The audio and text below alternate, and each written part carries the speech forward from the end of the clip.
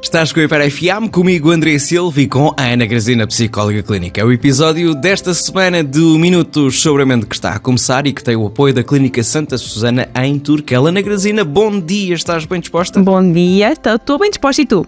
Como é que estás? Também estou bem disposto, estou bem, estou feliz, contente por estares aqui. Minutos sobre a Mente, vamos falar sobre aquilo que nos passa pela cabeça. Hoje, em concreto, sobre os mais pequeninos, porque hoje o tema é consulta com as crianças. Ok, vamos lá.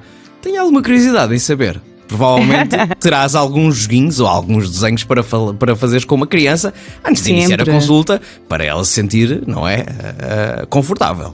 É exatamente esse o cerne da questão, que é, muitas vezes nós ouvimos dizer que a consulta com a criança é mesmo só falar, fazer uns jogos, não há ali mais nada. É exatamente, ou seja, o propósito é exatamente esse, é quando são meninos muito pequeninos, através da chamada ludoterapia, não é? Nós conseguimos obter e trabalhar com a criança, ou seja, obter algumas informações também, mas também em simultâneo ou não, depende depois da abordagem que se faça, mas nós conseguimos trabalhar com a criança, ou seja, esta questão que muitas vezes nos colocam e que dizem olha, realmente as consultas, nas consultas o que acontece lá, que o meu filho vai contando ou que a minha filha me vai contando, é que vão brincando, vão falando, e era isso que eu queria aqui trazer um bocadinho para desconstruir um bocadinho esta ideia de que não há coisas práticas, ou seja,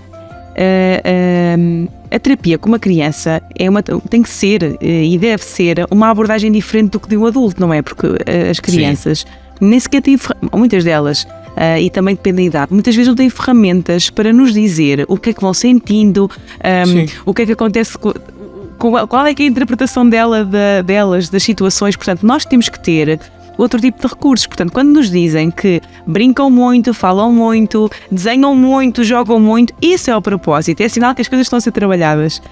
Sim, não vais só chegar ao bem. E tu, pequeno ser, como é que te sentes hoje? Conta-me lá. Sim. Sim. Joguei a bola e perdi.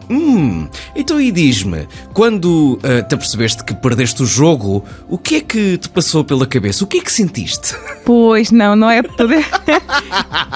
Isso tornaria o processo bem mais, se calhar mais simples, mas mais monótono, menos divertido e se calhar, mas não é isso que é o que acontece na realidade. Não estou a ver uma criança a responder-te assim de caras, se fores diretamente à questão desta forma, ainda por cima. Não, de todo. Portanto, quando eu só queria desmistificar isto um bocadinho, que é isto que é suposto acontecer. É o jogar, o brincar, o falar, o conversar também com os pais, porque depois geralmente é sempre dar algum feedback aos pais, é sempre feito um ponto de situação e parte do trabalho também é feito com os pais. Portanto, esta coisa do jogar e do haver atividades lúdicas faz parte e é assim que deve ser. Agora, olha, deixa-me interromper-te, porque tu colocaste aí uma questão que é o feedback com os pais. Ok, tudo bem. Estamos aqui a falar de consultas com crianças. A consulta é feita só com a criança? Pode ser feito em conjunto com o pai ou a mãe? Ou depende? Depende. A minha resposta mais comum é mesmo sempre depende, porque é assim, existe aquela consulta inicial que pode ser feita com os pais, pode ser feita com o pai ou com a mãe ou com ambos.